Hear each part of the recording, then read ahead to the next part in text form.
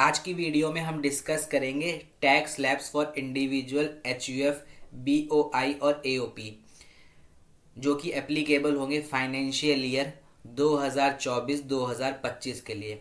तो चलिए स्टार्ट करते हैं इस डिस्कशन को। सबसे पहले हम देखेंगे न्यू स्कीम। नई स्कीम के अकॉर्डिंग अगर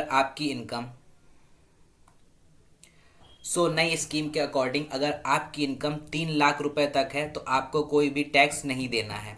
अगर आपकी इनकम 3 लाख 1 रुपए से लेकर 7 लाख तक है तो आपको 5% का टैक्स देना है।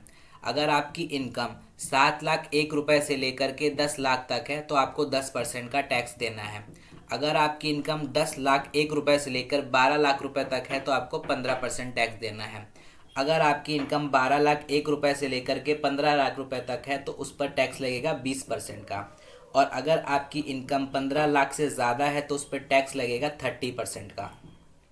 फाइनेंस एक्ट 2024 में कुछ लिमिट्स बढ़ाई भी गई हैं, जैसे कि स्टैंडर्ड डिडक्शन की लिमिट जो कि पहले 50,000 रुपये हुआ करती थी, अब वो बढ़ाकर 75,000 रुपये कर दी गई है। अगर आपकी टोटल इनकम 7 लाख रुपए तक है तो आपको अंडर सेक्शन 87 का रिबेट मिलेगा जो कि होगा 20,000 रुपये का। इसका मतलब है कि अगर आपकी टोटल इनकम 7 लाख रुपए तक है आपको कोई भी टैक्स नहीं देना है उस इनकम पर।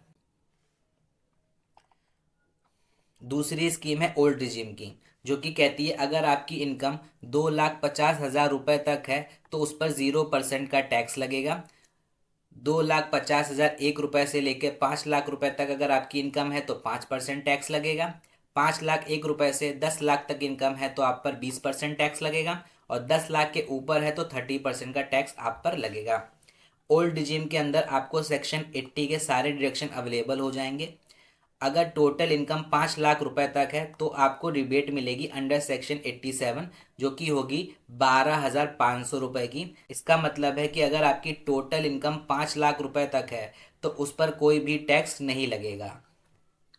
उम्मीद करते हैं ये वीडियो आपको अच्छी लगी होगी।